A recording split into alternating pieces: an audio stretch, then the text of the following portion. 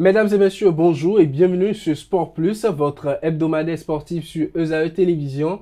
On se retrouve une fois de plus dans ce numéro pour parler sport, uniquement sport. Et on va bien évidemment aborder la sortie de Sam Nelly sur le plan continental. Sam Nelly qui a su tirer son épingle du jeu pour sa première rencontre. On abordera également l'épilogue du championnat national des sports électroniques, la Benin eSport League. On va aborder les informations concernant la conférence de presse de Gernot Rohr de demain jeudi, la situation des clubs pour leur préparation pour le championnat national de football sera également au menu de ce numéro de Sport Plus.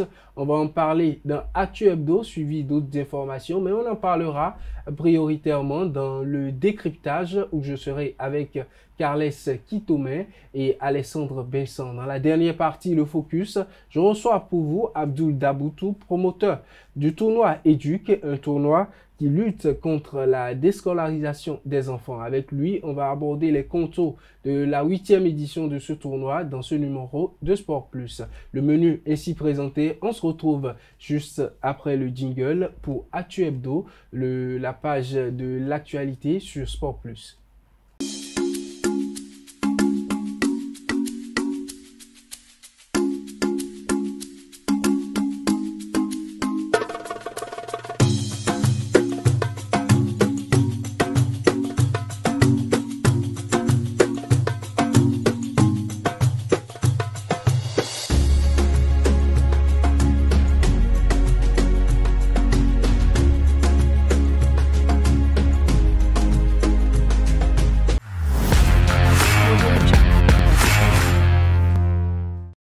Actu Hebdo à présent, amis internautes, on démarre par le sacre de Sam Nelly. L'aventure continentale de Sam Nelly a parfaitement débuté, notamment le dimanche 25 août 2025 à Yamoussoukro pour leur entrée en lice dans le groupe B de la 5e édition de la Ligue des champions féminines de la CAF.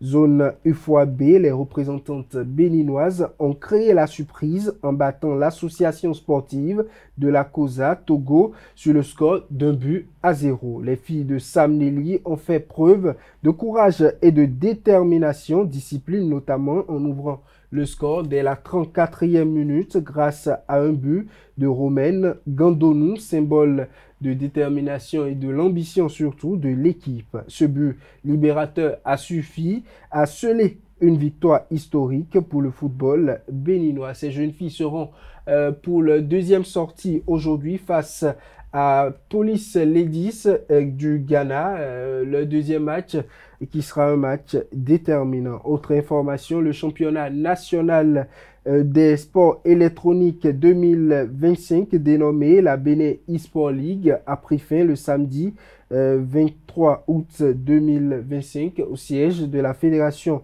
béninoise des sports électroniques. 27 e-athlètes se sont opposés dans 3 catégories. Le reportage avec nos reporters.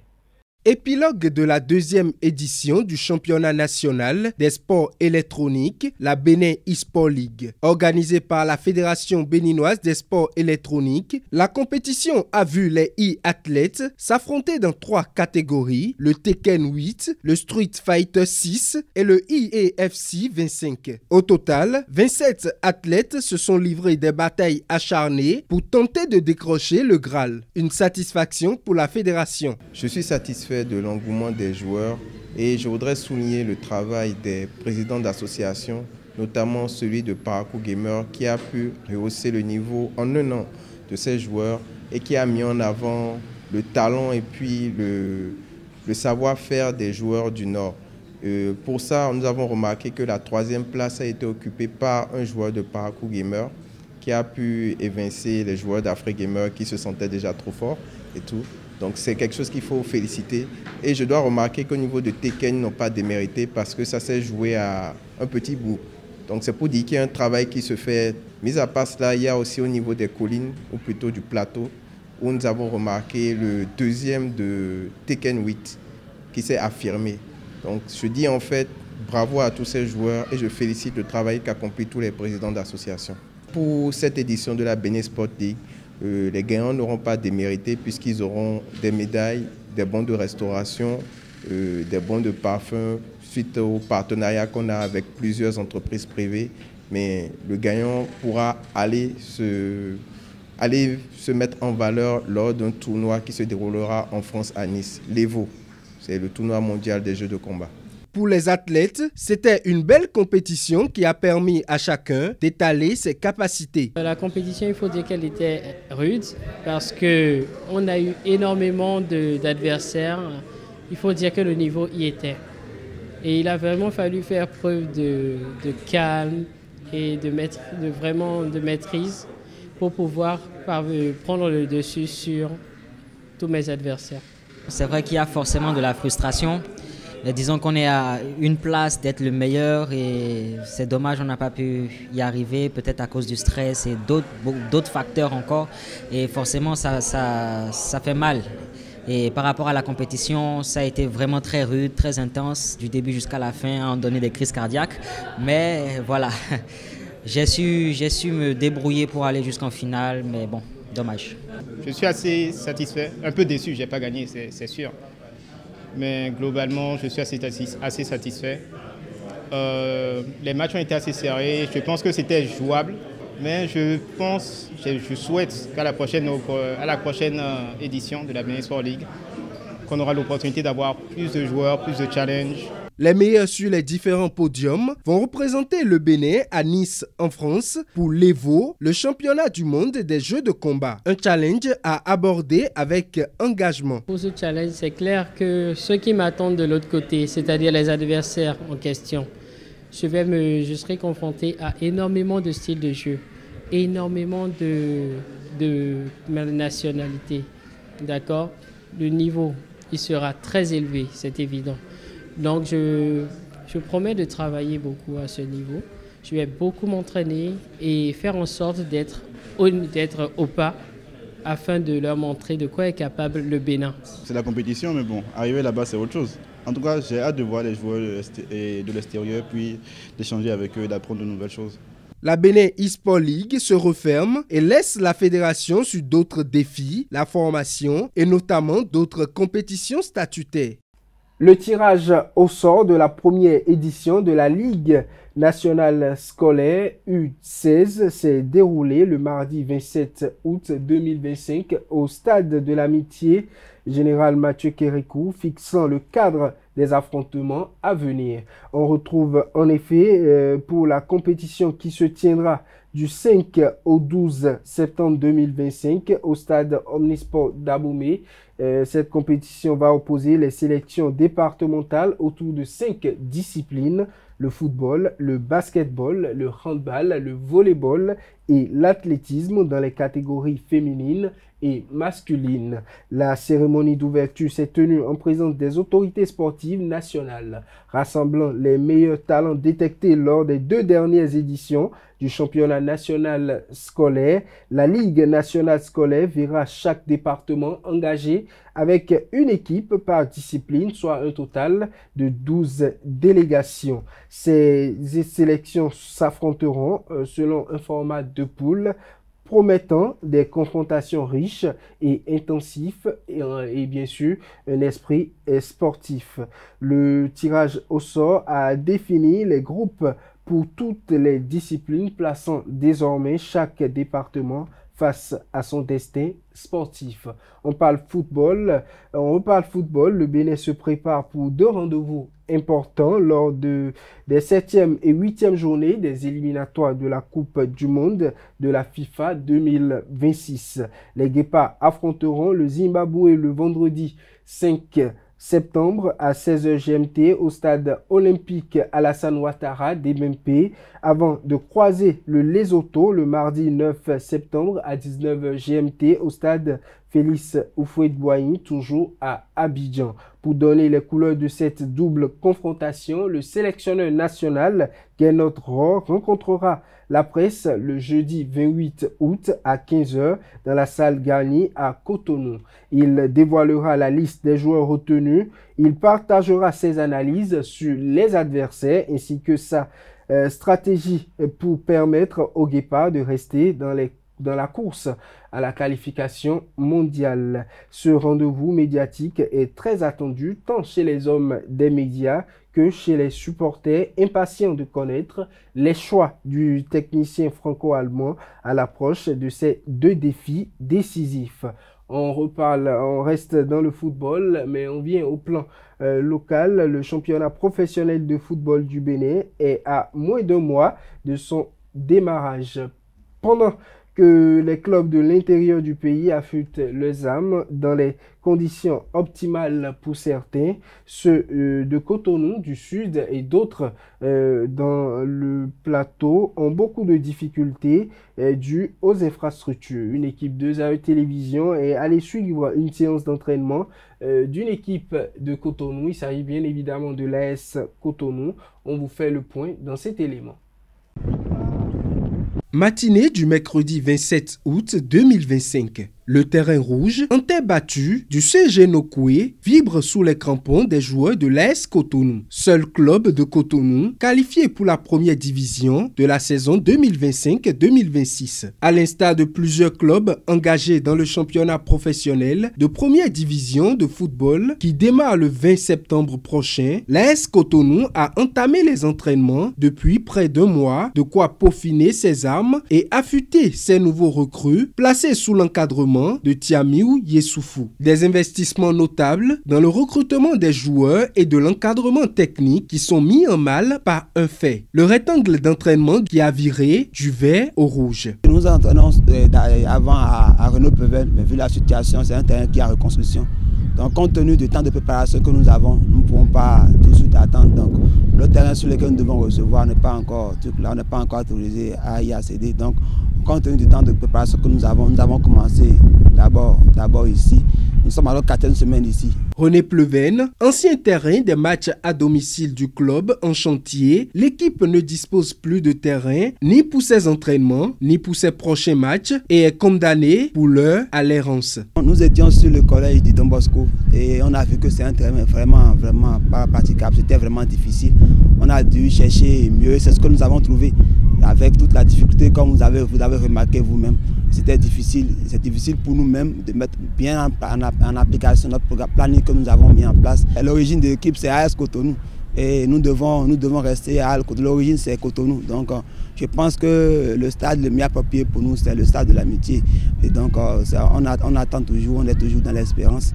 Sinon, AS Cotonou, imaginez AS Cotonou se retrouver dans une autre ville, on serait obligé de changer de nom. Parce que les gens vont se poser la question, mais comment ce Cotonou se retrouve dans une autre ville? Donc, on est toujours dans l'attente pour pouvoir quand même avoir gain de cause et commencer les séances proprement dites.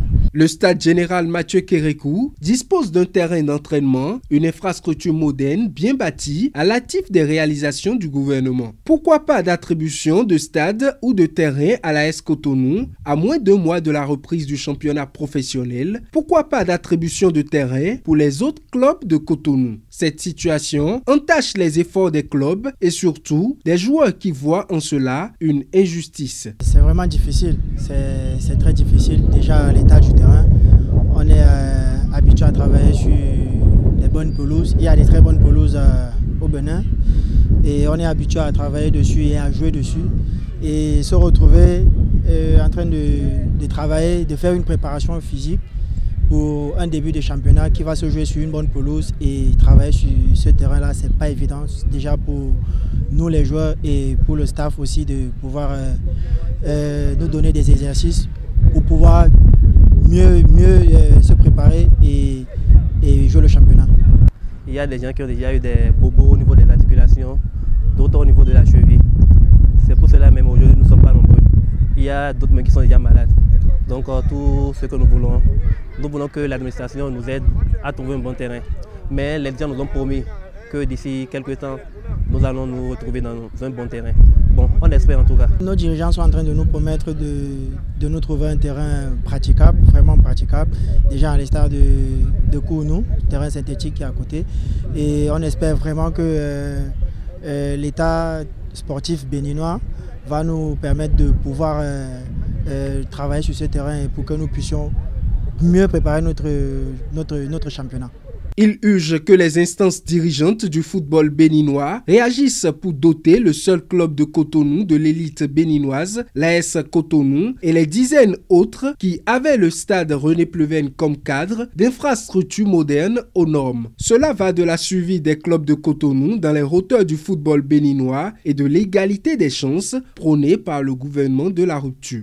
Du 21 au 23 août, le Bénin a brillé sur les tatamis nigériens à l'occasion de deux rendez-vous majeurs, l'Open international d'Abuja et les championnats d'Afrique cadet et junior. Une expérience riche en résultats avec 5 médailles remportées, consacrant l'engagement et la détermination des jeunes taekwondoïstes béninois. Autre discipline située au quartier Médédro dans le 8e arrondissement, le centre bien-être tennis de table est très animé. Une équipe de notre rédaction est allée à la découverte de ces pongistes qui s'y entraînent ainsi que de leur environnement de compétition. Suivez le récit avec Carles Kitome, Herbert Dombo, Marjorel Obiang et Stéphanie Lokosu. Venus de 5 clubs, les participants de ce camp sont enthousiastes autour des tables de tennis.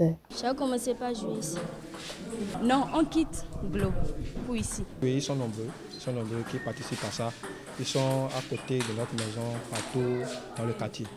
Ici, nous avons environ 5 clubs qui sont mis sur pied et qui ont accès à cette salle pour leur formation. Plusieurs parmi eux préparent le prochain championnat national avec divers objectifs. Je dois être le champion du Bénin en fait, senior. Être champion du Bénin, parcourir les pays dans le tennis de table.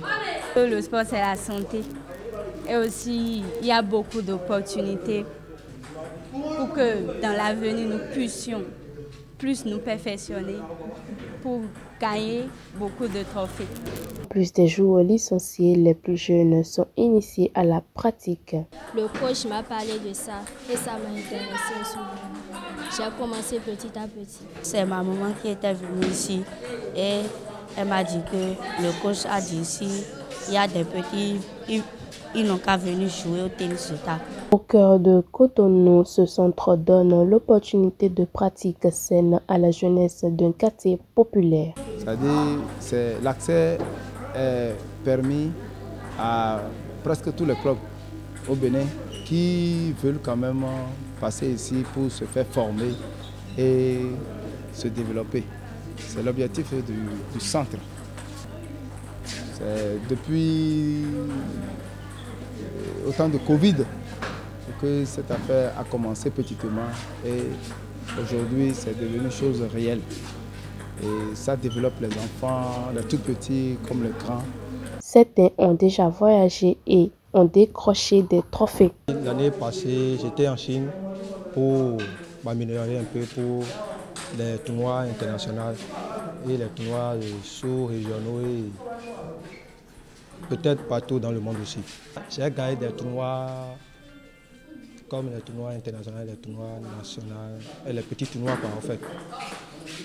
Par exemple, le printemps, j'étais le champion. J'ai reçu une médaille. Au-delà du sport, c'est une génération de champions en devenir qui s'éveille.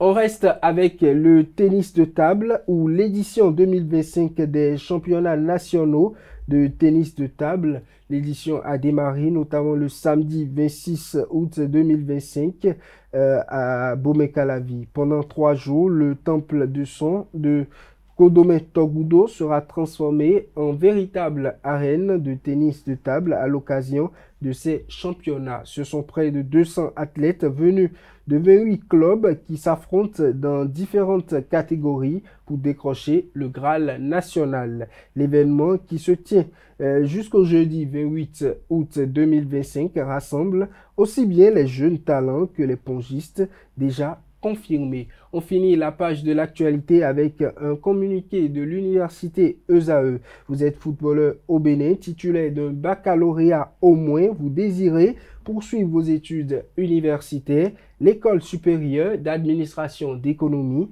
de journalisme et des métiers de l'audiovisuel ESAE vous offre des bourses d'études en licence et en master. Les conditions pour en bénéficier: être détenteur d'une licence professionnelle ou amateur de la Fédération béninoise de football, être disponible à suivre les cours, notamment pour bénéficier de ces bourses. Les demandes sont adressées au fondé du groupe ESAE et à déposer au siège de l'université, notamment les sièges qui sont à Bedjromede, à Akpakpa, à Abomey-Calavi et le dernier notamment à Parakou. Pour tous les contacts, veuillez rejoindre la page officielle de l'université ESAE pour avoir d'autres informations de cette opportunité qu'offre l'école d'excellence. Le communiqué est signé de Quentin Toussaint Didavi, le vice-fondateur de l'université ESAE. C'est tout pour l'actualité sportive. On se retrouve dans un instant dans le décryptage avec nos deux invités, Alessandre Vincent et Carles Kitome.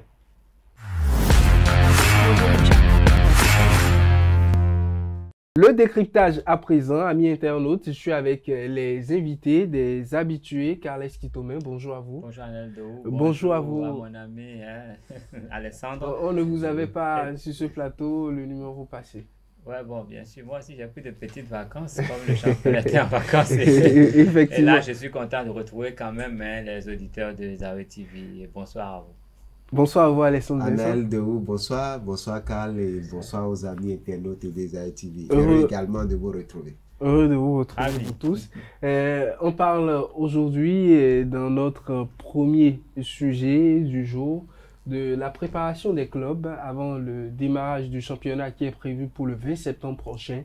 Et les clubs qui sont, pour certains, dans des calculs un peu d'épicier, puisque certains ne savent pas jusque-là où ils doivent jouer et comment le championnat doit se passer par rapport à la situation des terrains qui ont été déclassés, des terrains en reconstruction. Cotonou aujourd'hui n'a pratiquement plus de terrain, sinon le terrain construit au stade de l'Amitié de Cotonou, le terrain annexe. Plusieurs terrains ont été non homologués par la fédération. Aujourd'hui, la situation est telle que beaucoup de clubs n'ont plus de terrain où jouer les matchs à domicile. Carles Kitome.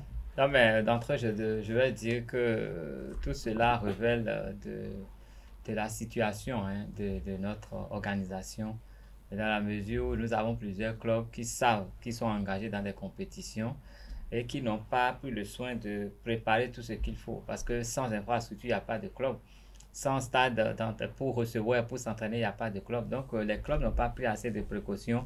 Et puis, quand nous faisons un peu, on jette un coup d'œil, on voit qu'il y a plein de clubs à Cotonou. Cotonou regorge de beaucoup de clubs. Et il n'y avait que 2 stades vraiment à Cotonou. Aujourd'hui, il n'y en a plus qui soient vraiment ouverts au public et le championnat va démarrer dans quelques jours. C'est un gros problème. Nous n'avons pas su anticiper. Personne n'a su anticiper. On a laissé les choses venir à nous et maintenant nous sommes en train de crier. Je pense que c'est de l'impréparation et que ça invite tous les acteurs du football à savoir que c'est un tout. Ce n'est pas acheter juste des joueurs, ce n'est pas gagner une compétition, mais c'est un tout. Depuis la formation et tout. Et quand on n'a pas tout, c'est compliqué. On a vu quelques équipes qui ont fait quelques matchs. On a vu Énergie, Coton, on a vu Dadier qui prépare aussi une compétition. Mais tout ça, est-ce que ça entre vraiment dans le cadre de la préparation du championnat? Parce que les interactions ne sont pas encore garanties. Mais il y a des clubs qui font des matchs. Je crois que globalement, il faudrait qu'on remette un peu la balle à terre, que tout le monde se regarde en face dans le miroir et qu'il puisse faire un bilan et se relancer. Nous allons avoir un championnat, une formule beaucoup, en fait, la formule qui est universellement reconnue, c'est ce que nous allons avoir bientôt. Et si nous n'avons pas les infrastructures pour ça, c'est un peu compliqué. Je suis sûr que les équipes vont se marcher dessus pour certains matchs. On sera obligé de dire, bon, arrêtez ce match pour que l'autre match démarre, sinon on ne pourra pas commencer. Surtout que tous les stades ne sont pas éclairés, ça va être compliqué de tenir. Sinon, on va jouer même en matinée. Les problèmes d'infrastructure qui partent de l'équipe nationale même, jusqu'aujourd'hui dans les clubs, l'équipe nationale qui n'a plus joué de match à domicile depuis bien longtemps, les clubs représentants du Bénin en compétition africaine qui vont jouer leur match à domicile hors du pays à cause du manque d'infrastructures homologuées. Aujourd'hui, on se retrouve, vous l'avez dit, le tout pour une équipe. La seule équipe pratiquement qui a le tout, c'est l'équipe de Sitatunga à Boumé-Calavi où l'équipe dispose de son terrain principalement. Aujourd'hui, on se retrouve à Cotonou, par exemple, sans terrain. Des clubs de Cotonou qui ont une identité. J'ai suivi des éléments où les Buffles du Borgou, ils ont dit, bon, ils peuvent encore se déplacer dans le Borgou, mais l'AS Cotonou qui dit, on est de Cotonou, on ne pourra pas quitter Cotonou, par exemple. Oui, mais c'est pas seulement AS Cotonou, hein. Il faut dire que quand vous prenez Cotonou, pour quelqu'un qui est habitué à l'ex-stade René Pleven qui aujourd'hui a été rasé, il y a des vingtaines d'équipes qui jouent. Je vous jure, quand ça démarre à 6h30, même dans la nuit, les gens jouent, les gens utilisent des projecteurs pour jouer. Et c'est des équipes, des fois même vous voyez des clubs qui s'entraînent sur moitié terrain. Simplement pour vous dire que Cotonou draine assez de clubs. Vous parlez de la première division, il y a la deuxième division, il y a le football féminin, le championnat féminin qui est là. Donc, moi, je ne vais pas me focaliser sur un club de première division qui est en difficulté. Non, non, non. Je dirais, comme Carl a souligné tout à l'heure, à un moment donné, on n'a pas su anticiper. C'est vrai, l'État doit construire les infrastructures. Mais certains de nos promoteurs doivent comprendre également aujourd'hui qu'il ne suffit pas simplement de faire ce business où on achète des joueurs, on joue de football, c'est moi qui envoie des joueurs en équipe nationale. Il ne suffit pas. Il faut anticiper. Sortons de Cotonou. Cotonou aujourd'hui, non. Le nombre de clubs qu'on a qui se retrouvent à Cotonou, il y a assez. Les gens à travers le pays peuvent bel et bien mener leur politique avec leurs partenaires pour aller acheter des domaines. Aller s'installer dans les villes. Pourquoi pas chaque ville avec son équipe principale. Le problème est là. Et vous avez abordé les difficultés par rapport à nos clubs. Mais on a des stades un peu à l'intérieur, même si ce n'est pas encore totalement aux normes avec les pelouses synthétiques. Des fois, il y a des problèmes. Mais je pense que... Aujourd'hui, on se retrouve avec des villes, par exemple, qui n'ont pas d'équipe dans l'élite. On se retrouve avec, par exemple, on prend dans le Koufo, où le Koufo seul a 3 stades omnisports. Il y en a à Dogbo, il y en a à Plahoui, et il y a également un autre stade, mais Dogbo ne dispose pas d'une équipe en élite, par exemple. On peut avoir des clubs qui peuvent choisir, comme vous l'avez dit, se déplacer à l'intérieur. Tout comme le club de la loterie l'a fait, ils se sont déplacés. Le Topopo se sont déplacés à Grand Popo. Ils ont été très intelligents. Hein, ils pouvaient rester à Cotonou comme l'ancêtre à eux. Exactement. Donc, pour moi, aujourd'hui, c'est vrai que le problème est là, le championnat est là. Mais la fédération, en procédant et comment on appelle au déclassement. Mais est-ce que la fédération n'a pas manqué d'anticipation, puisque Carles Kitome l'a souligné, on peut avoir des matchs, on va peut-être se marcher dessus sur certains stades. Vous savez, les matchs des fois c'est difficile de défendre nos responsables de club. C'est difficile parce que ils sont comment on appelle? Ils sont partout. Ils sont partout. Ils sont responsables. Ils sont responsables décideurs du truc là. Vous, qui est fédération? Qui est responsable de club aujourd'hui? C'est les mêmes. Hein? C'est les mêmes. On a vu lors de la sortie du secrétaire général entouré, on a vu c'était des responsables. C'est les mêmes. Donc c'est difficile. On veut reprocher quoi à qui? C'est les mêmes. Donc ils n'ont pas su anticiper. C'est sur toute la ligne. Là, moi, je dis le problème, ça revient à eux tous. Aujourd'hui, on a le problème d'infrastructure aujourd'hui maintenant. Nous sommes à la veille du championnat. La fédération, en procédant au déclassement de certains stades, est-ce que ça a été pensé correctement? Est-ce que les gens ont dit... Ça va compliquer les calendriers également. Si on veut peut-être déclasser tel stade, les clubs qui reçoivent là, on devait normalement les concerter, voir comment les orienter. Parce que si aujourd'hui un club comme AS Cotonou, qui évolue à Cotonou, ne peut pas s'entraîner, ne peut pas avoir l'infrastructure parce qu'on parle de championnat professionnel, ne peut pas avoir... On voit des équipes, alors, on voit des équipes c'est pas simplement on voit des équipes qui s'entraînent. Il fallait y penser. Voilà. Il fallait y penser. On voit des équipes aujourd'hui qui s'entraînent sur du terre rouge. Exactement. et qui vont jouer des matchs sur des pelouses synthétiques qui vont en compétition africaine pour jouer sur du gazon. C'est pas du tout compatible. C'est pas du tout compatible. Depuis D'où les performances un peu... Au Bénin, on ne joue plus du championnat sur du latérite. On joue sur des pelouses synthétiques ou bien sûr, on doit pouvoir créer les conditions. Maintenant, c'est quoi le problème? Moi, il ne suffit pas simplement de mettre l'accent parce que je dis c'est difficile de défendre nos dirigeants parce qu'ils sont au cœur de l'action. Ce sont eux qui sont décideurs, ce sont eux qui sont également acteurs sur le terrain. Donc, on ne sait pas vers qui on veut s'orienter. Le problème aujourd'hui, en déclassant les stades, quand je prends Cotonou, où on n'a plus de terrain, ou des fois, même si l'équipe nationale ne s'entraîne pas sur la pelouse du stade Relais-Pleven, elle se retrouve sur le terrain de la BCAO et d'autres trucs là. Quand on laisse ces terrains parce que vous devez louer, la fédération en procédant au déclassement des stades, qu'est-ce qui a été prévu pour Cotonou? Est-ce à dire officiellement aujourd'hui, on nous dira il n'y a plus de terrain, on ne va plus jouer à Cotonou et concerne le championnat? Il faut qu'on nous dise ça. Maintenant, si c'est le stade à Ness, du côté du stade de l'amitié, parce que c'est sur ça, tout le monde, tout ce qui est club, ils ont leur regard pour le moment, mais c'est pas seulement les clubs de l'élite, même le championnat féminin. Rien n'a été dit. C'est juste un terrain sans gradin, sans disposition préalable pour accueillir le public. Quand je prends le stade de Jean-Pierre Gascon qui a été déclassé, ou bien on reproche quoi? Quand on prend le stade, quand on prend le terrain de l'université d'Abomey-Calavi, il n'y a pas de vestiaire, il n'y a pas de tribune. Est-ce que la fédération a déjà dit qu'on retient ce... Exactement. C'est pour ça que je dis... La décision n'a pas été prise. Non seulement il faut considérer la décision, mais voilà les détails qui ont conduit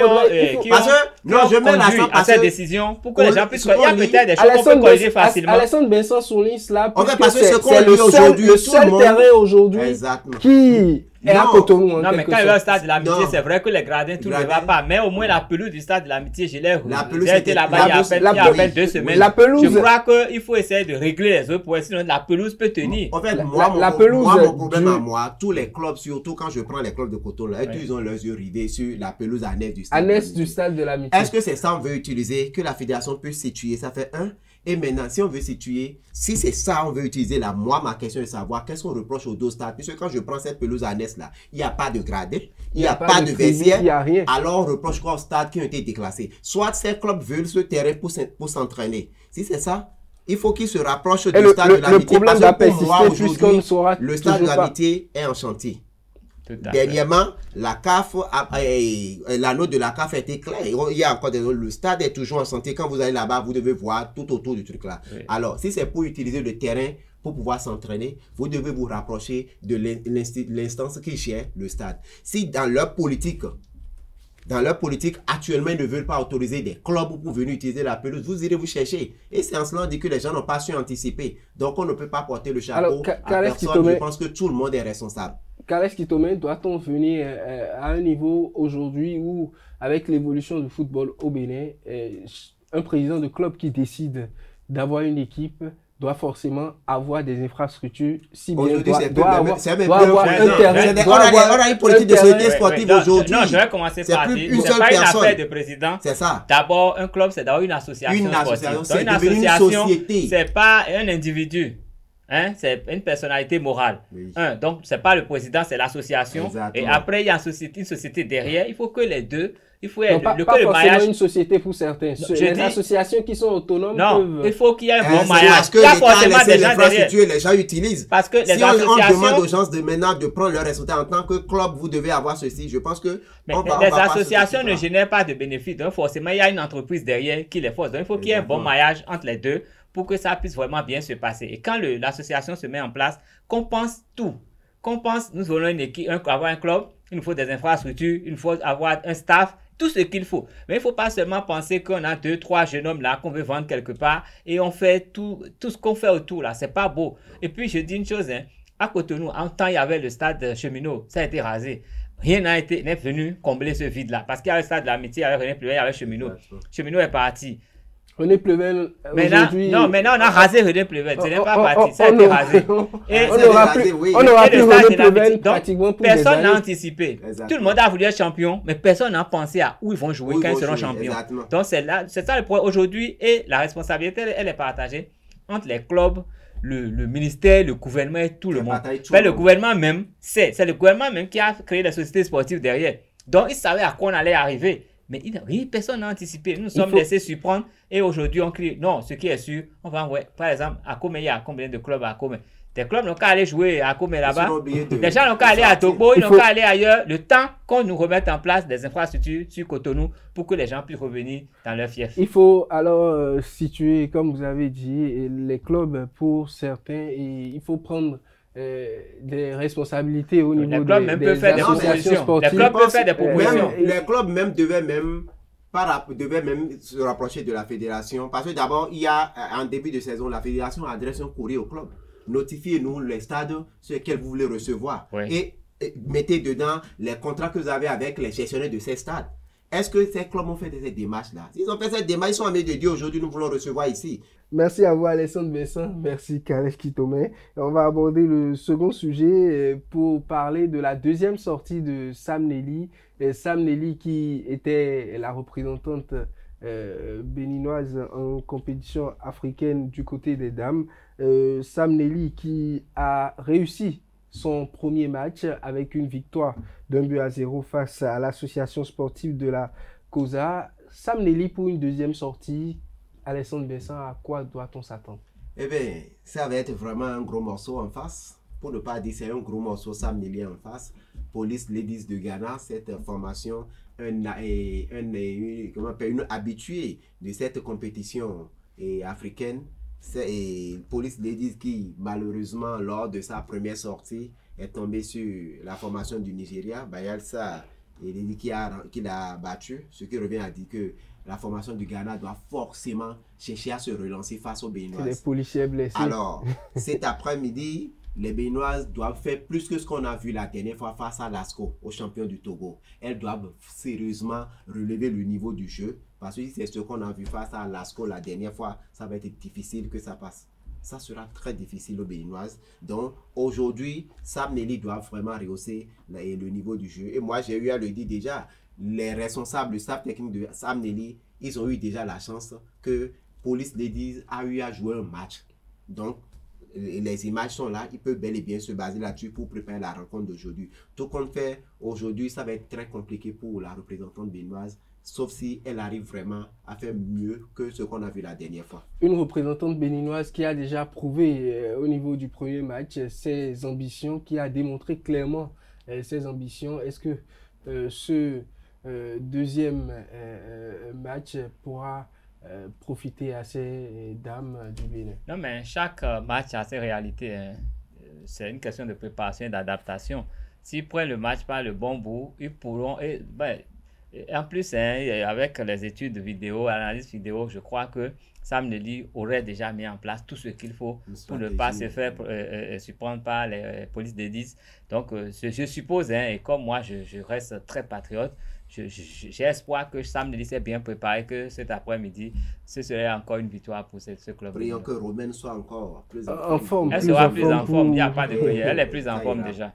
Plus en forme, nous abordons un dernier sujet. Alessandre Vincent, on était ensemble du côté d'Akopa il y a quelques jours pour la fin, l'épilogue du championnat national des sports électroniques, la Bénin Sport League, championnat qui rehausse une fois encore, qui démontre l'évolution des sports électroniques aujourd'hui dans le monde sportif.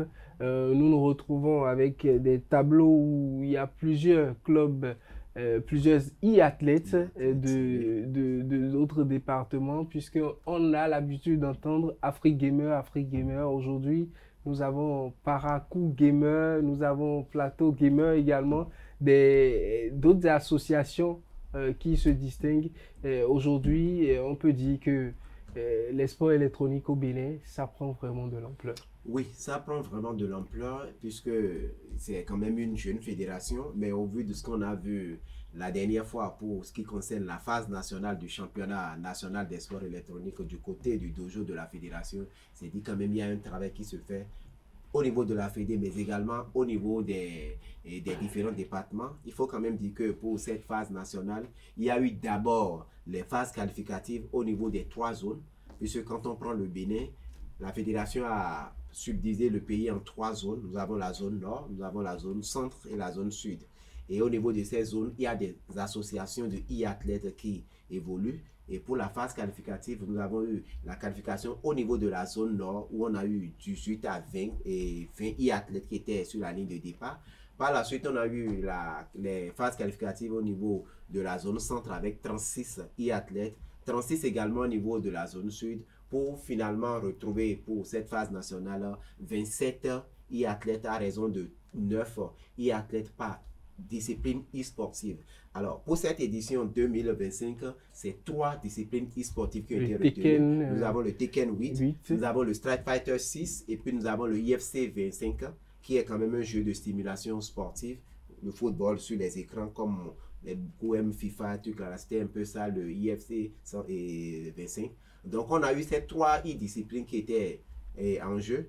Et du côté de la fédération, le samedi passé, durant toute une journée, nous avons vu ces e-athlètes qui ont quand même montré de quoi ils sont capables, technique et maîtrise de la manette, maîtrise des approches dans le jeu, pour dire simplement que la deuxième édition quand même a pris fin quand même de une très bonne note de réussite. Carles Kitome, mais moi, je note principalement les avancées. Un sport qui, il y a eu plus de participants qui sont venus d'un peu partout. Aujourd'hui, c'est tout le pays qui a été concerné avec une participation presque équitable, je vais dire, par zone. Donc, pour moi, c'est une avancée. Et il faut féliciter cette fédération qui fait beaucoup pour promouvoir les disciplines qui sont quand même... déconstruire déjà oui, non, mais déjà, rien que le fait d'organiser un championnat, ça change quelque chose dans les mentalités. Savoir que le fils de mon voisin était au championnat, ça fait que quand je vais vouloir parler à mon enfant par rapport à ça, je vais moduler un peu mes propos. Seulement que ça n'empiète pas sur tout le reste. C'est tout ce qu'il faut demander aux enfants. Encore que cette année, principalement pour cette édition, comme vous l'avez pris comme caricature, savoir que le fils de mon voisin a participé au championnat national et que par exemple, ce fils de voisin finit premier et doit représenter le Bénin à Nice, quitter le Bénin. Ça arrange complètement l'image des jeux électroniques dans la tête de parents.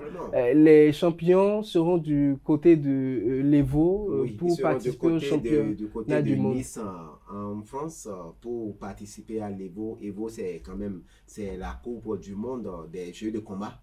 Les jeux de combat qui va se dérouler. Donc, les champions au niveau de cette compétition, en plus du fait qu'ils ont eu des gadgets, ils ont eu d'autres trucs là, les champions même ils ont un voyage, ils ont eu des lots. Quand on dit gadgets, c'est... Ils ont eu des lots, des médailles, ils ont eu des médailles. Et cette année, contrairement à la première édition, nous sommes à la deuxième édition, cette année, la fédération a sorti le volet cash prize. Parce que l'année dernière, il y avait eu jusqu'à un million effectivement de cash prize. Cette année, la Fédé a dit on va plus distribuer de l'argent. Il faut professionnaliser la chose. Il faut permettre à nos e-athlètes de pouvoir d'aller sur le continent, d'aller se frotter à d'autres, de pouvoir avoir un réseau de compétition pour mieux permettre au Bénin. Nous également des relations avec d'autres e-athlètes du monde entier. Quand vous prenez ce qui est e-sport et e-sport aujourd'hui à travers le monde, c'est pas la joie, c'est très très dense.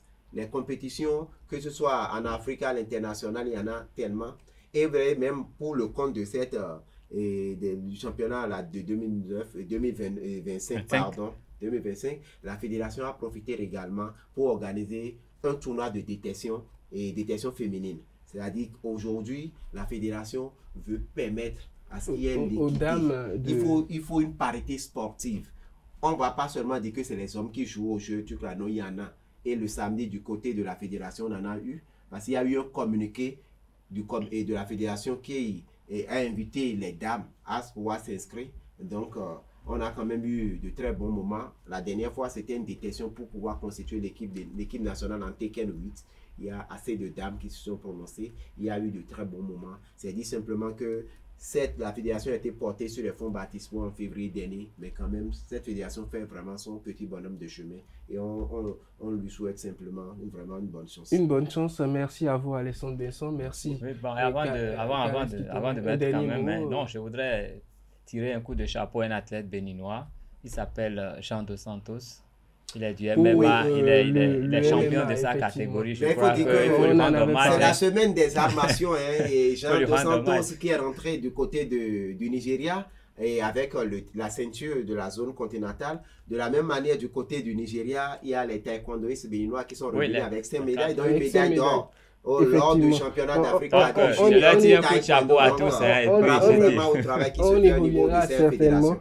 On y reviendra certainement dans nos prochains numéros. Merci à vous, Calais Kitome. Merci. Amis internautes, on se retrouve. Je reste avec Alessandre Vincent et on se retrouve tout de suite pour le focus où on va parler d'un tournoi, le tournoi Éduc, avec notamment le promoteur Abdoul Daboutou.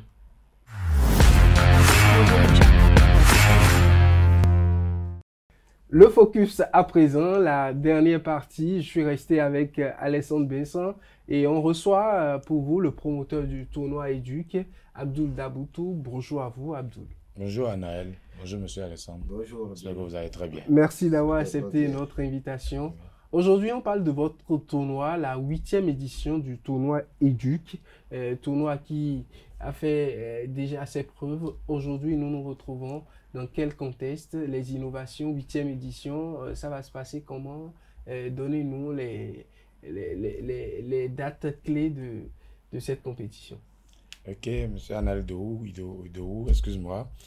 Nous sommes vraiment à la 8e édition du tournoi Éduc. Tu le sais, le tournoi Éduc, c'est un tournoi qui pense aux enfants de moins de 13 ans et elle lutte contre la déscolarisation et la délinquance des juvéniles.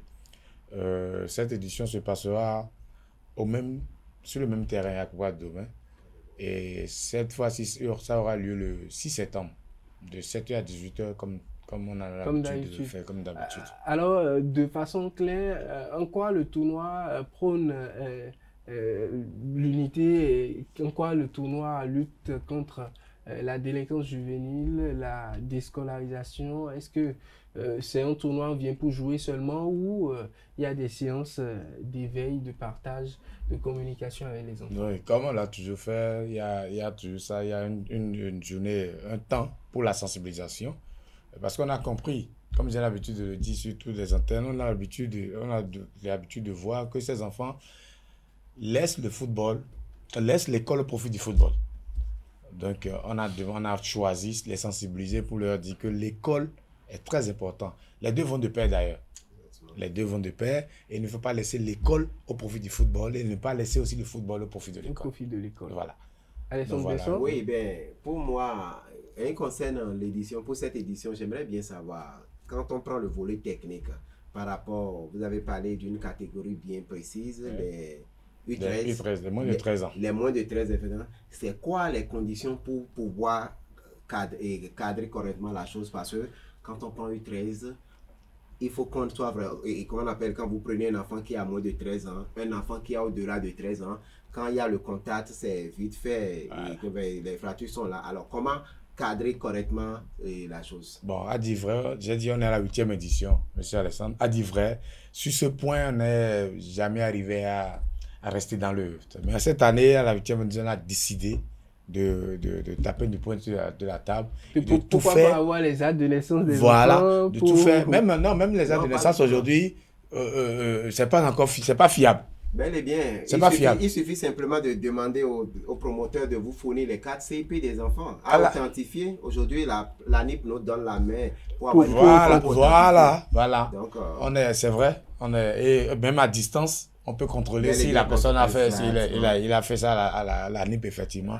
Donc, on est en train de mettre les bouchées doux pour pouvoir... Si j'ai bonne mémoire, la 7e édition avait réuni 16 équipes pour cette 8e édition. Quelles sont les équipes déjà attendues? Nous sommes à 16 équipes. Et déjà, il y a des inscriptions clés, quelques équipes qui y participent déjà. Oui, c'est pratiquement les mêmes équipes qui participent. Cette année, bon, on a une nouvelle équipe cette année, une ou deux nouvelles équipes cette année, à FAC et puis un club si je me rappelle bien, un club de Cotonou, qui va quitter, pas dans le 4e arrondissement. Ok, qui va quitter d'autres arrondissements pour venir se frotter au club déjà existant. Et pour ces jeunes-là qui vont participer à cette édition du tournoi EDUC, qu'est-ce qu'on réserve aux participants, qu'est-ce qu'on réserve aux équipes qui vont être championnes? La donne n'a jamais changé. La donne n'a jamais changé, c'est les fournitures scolaires.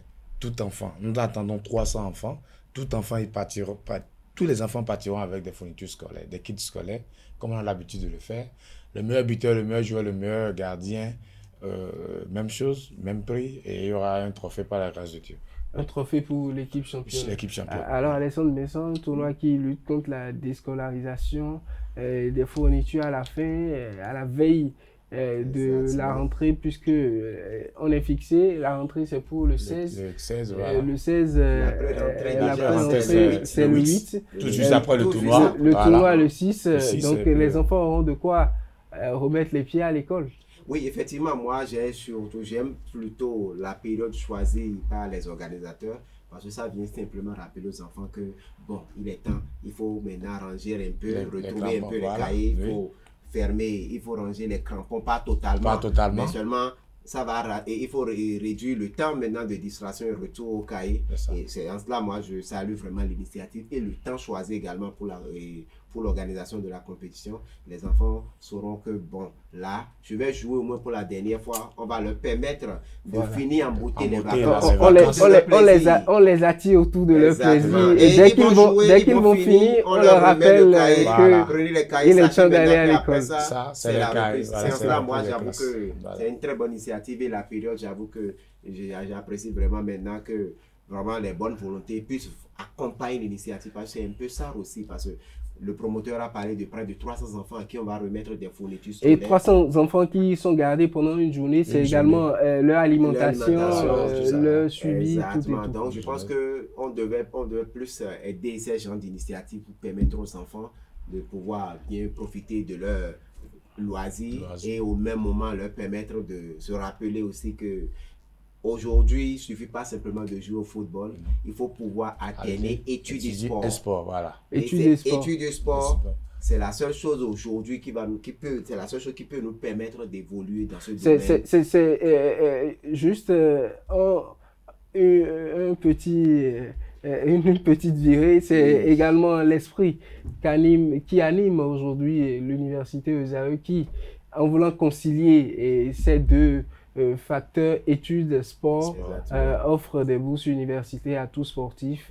On a vu au niveau du handball où on a des handballeurs aujourd'hui qui ont été à l'université grâce à la générosité, l'opportunité d'ESAE. On a des footballeurs aujourd'hui qui ont la possibilité d'aller à l'école également.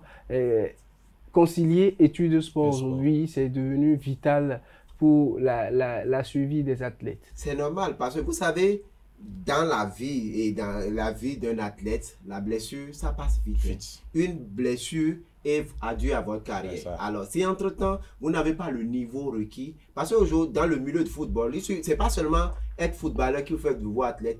Vous pouvez bel bien être dans le milieu, être un manager, vous pouvez être, il y a tellement de métiers liés aux différentes disciplines aujourd'hui, mais si vous n'avez pas le niveau, vous ne pouvez pas aller sur ce terrain-là. Aujourd'hui, sans parler de français, vous pouvez jouer le football correctement, mais quand vous blessez un petit truc là au genou et on dit c'est fini pour votre carrière, si vous n'avez pas une autre corde à votre arc dans le domaine, ça va être difficile. Donc c'est en cela où les centres de formation et ces gens d'initiative qui prônent le jumelage entre l'étude et le sport sont vraiment à encourager, parce que ça permet vraiment aux athlètes de pouvoir vivre leur passion pleinement, soit sur le terrain, soit à côté de ceux qui sont qui sont en train de jouer. Quand vous vous blessez, c'est pas que vous allez dire adieu, vous allez rester loin, non. Vous avez toujours votre place, parce que entre-temps, vous avez su étudier, vous avez su avoir un niveau où vous pouvez maintenant aller d'un autre côté. Encore que le gouvernement a créé beaucoup d'opportunités également avec les jeunes officiels également, qui permet aux athlètes, dès qu'ils raccrochent également, d'aller dans les autres métiers liés au sport.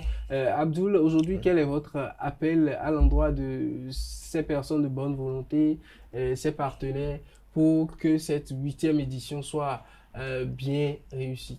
Tout d'abord, je remercie le CA du 4e qui a volontairement accepté nous accompagner pour cette édition, pour cette 8e édition. Et je lance un appel aux amis et aux partenaires de nous aider. Parce que comme l'a dit M. Alessandre, sans l'aide, nous ne pouvons rien faire ce jour-là. Parce que c'est grâce à ces dons en kit scolaire qu'on pourra égayer les enfants. Les dons devront venir d'un peu partout, oui. Quelle que soit la nature. La nature, oui. Les fournitures scolaires, accompagnement. Voilà. Vous acceptez tout. J'accepte tout. Merci beaucoup, Merci. Abdoul. Merci d'avoir partagé ce moment avec nous. Merci à vous, Alessandre Besson, d'être resté avec nous. Bonne chance à la compétition. J'espère que tu seras là Il n'y a pas de problème, on sera tous de la partie. Amis internautes, merci à vous également pour d'être resté avec nous, manifester tout simplement votre générosité en accompagnant ces gens d'initiative. Nous nous retrouverons très prochainement dans comme on le dit, qui donne à un enfant, donne à Dieu. Effectivement, donne à Dieu. Et c'est les enfants, et c'est le sport, le développement du sport. Nous savons que c'est les viviers même, l'avenir du sport. Et ces enfants, avec l'éducation à côté, l'école à côté, ce sera des athlètes accomplis, des athlètes conscients, des athlètes bien instruits.